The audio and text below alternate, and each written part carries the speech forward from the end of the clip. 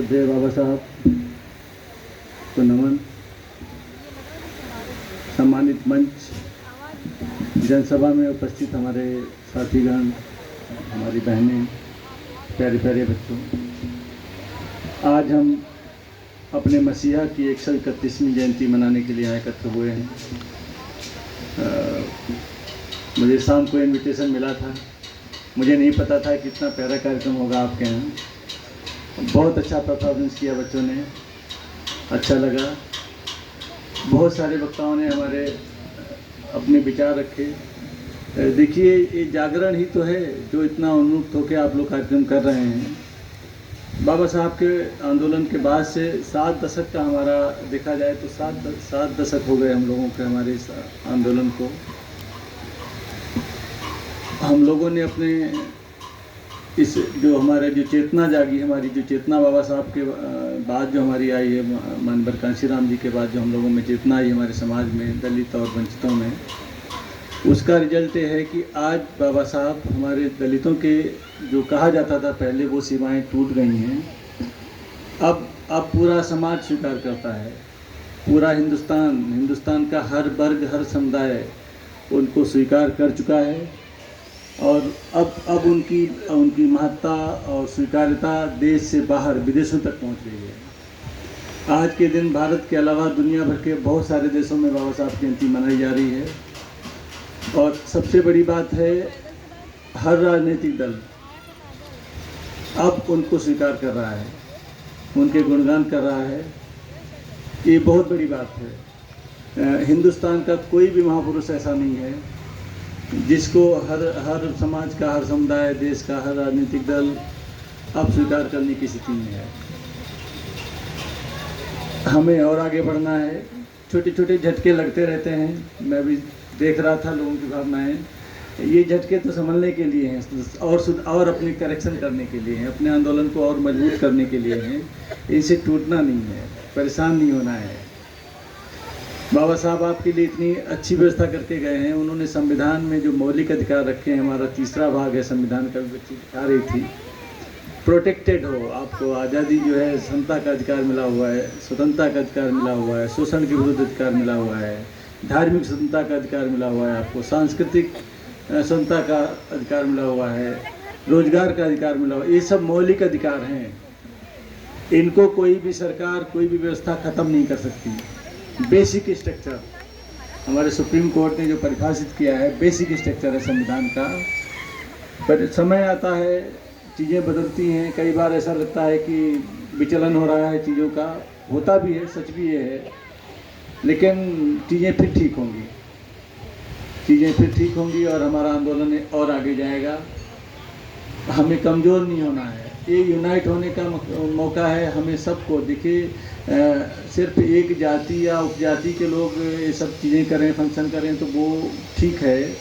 हमारे सारे जो भी हमारी जो सब कास्ट हैं दलित समुदाय की, उन सबको एक मंच पे आना होगा और उनमें जो है अपना जो है और भी संबंध हमारे, जैसे मैरिटल संबंध बनाएं, मतलब हम शादी बारात करें, आपस में मिलें जुलें और सामाजिक संबंध बढ़ाएं।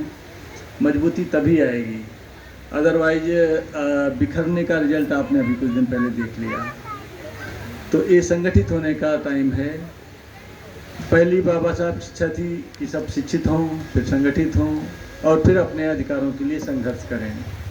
तो एक चीज़ और सोसाइटी में देखने को मिल रही है, बेसिकली गांव देहात क्षेत्र में, गांव में, कि हम शिक्षित पढ़ के क्या करेंगे, हमें रोज़गार तो मिलना नहीं, नौकरी तो मिलनी नहीं है। तो मैं समझता हूँ ये सोच गलत है। अगर हमारा बच्चा अच्छे से पढ़ेगा, अच्छे लेवल का शिक्षा ग्रहण करेगा, तो उसकी एक सोच डेवलप होगी अच्छी, एक वैज्ञानिक दृष्टिकोण उसका डेवलप होगा, वो अपने हितों के बारे में और अच्छे से जान पाएगा। इसलिए एजुकेशन ज़रूरी है। हमारा हर बच्चा पढ़े, चाहे गांव का हो, चाहे देहात का हो। और जो हमारे समाज के जो विकासशील श्रेणी में लोग हैं, जो जॉब में हैं, अच्छे रोजगार में हैं, उनकी बेसिक जिम्मेदारी ये है कि वो अपने समाज जो पीछे लोग हुए हैं, जो शिक्षित नहीं हो पा रहे हैं, जो कमज़ोर हैं आर्थिक रूप से, उनका सहयोग जरूरी है। तो तो वो ये धारणा जरूर हमें विकसित करनी है कि हम अपने वेतन का जो भी हमारा है उसका कुछ परसेंट किसी न किसी रूप में कहीं न कहीं समाज में योगदान जरूर करें। उससे हमारा कुछ खर्चे कम नहीं पड़ते, आप करके देखिए। लेकिन जिसका सहयोग हो जाएगा, मान लीजिए कि बच्चे को आपने गोद ले लिया, चलो हम इसको पढ़ाते हैं, इसको एजुकेट करते हैं, तो उससे मतलब आपको और अच्छा लगेगा और आपके संसाधनों साधनों पे कोई फ़र्क नहीं पड़ने वाला है।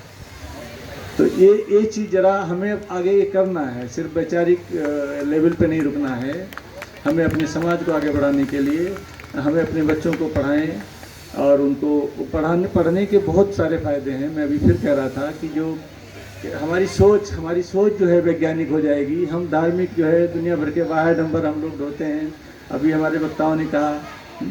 तो ये एक चीज़ ये भी सोचने की है, आपकी जब भी हमारे हिंदुस्तान में त्यौहार बहुत मनाए जाते हैं, तब दुनिया भर के त्यौहार हैं, तो आप ज़रा एक बार सोचो तो कि कौन उसको ज़रा समझो तो कि वो किस लिए है। आंख बंद करके आप कांवड़ लेके चल देते हो, उसमें फिर एक्सीडेंट होते हैं कई बार। मैंने तो अब तक मेरी 25 साल की सर्विस हो रही है, मैंने देखा जो भी कांवड़ इन सब जो आयोजनों में जिन जो कैजुअलिटी होती है उसमें सारे हमारे बच्चे हैं, सारे। हाँ, उसके लिए आप चंदा भी इकट्ठे कर लेते हो, आप डीजे भी बना लेते हो, हज़ारों 10,000 रुपये इकट्ठे करके, और फिर ये सब करते हो। उसमें फिर कैजुअलिटी भी होती है। जिस माँ का बच्चा जाता है या जिसका महिला का हस्बैंड वहाँ जाता है एक्सीडेंट या कहीं भी, तो वो देखिए परिवार ख़त्म हो जाता है। तो ये सब चीज़ें ज़रा एक बार सोचिए तो कि आप त्यौहार मनाओ, अच्छी बात है, खुशियाँ जीवन में त्यौहार खुशियाँ लाते हैं, त्योहारों से खुशियाँ आती हैं, ठीक है, लेकिन कौन से त्यौहार आप मनाओगे उसको जरा सोचो। और मुझे लग रहा है गांव देहात में ये चीज़ इसलिए हो रही है कि उन बेचारों को समझ में नहीं आ रहा है, वो एजुकेट उतने हैं नहीं, कोई समझाने वाला उनको है नहीं, तो इसलिए भी वो चीज़ें जो है परंपरागत ढंग से चली आ रही हैं और लोग उसमें पार्टिसिपेट करते चले जा रहे हैं।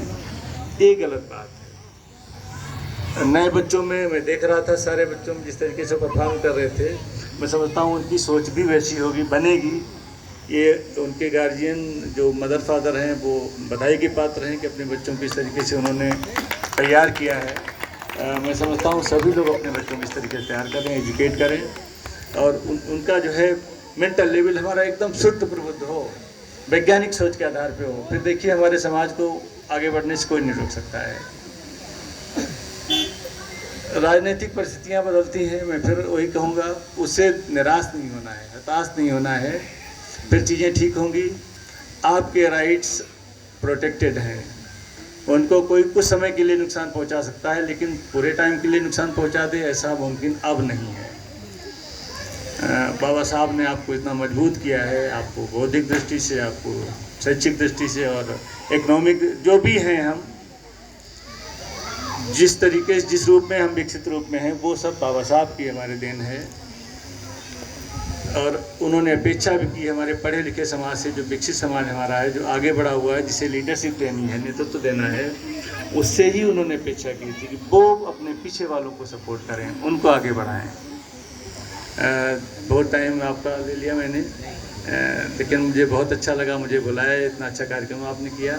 मैं आयोजक गणों को बहुत बहुत बधाई देता हूँ, धन्यवाद देता हूँ। जय हिंद, जय भारत।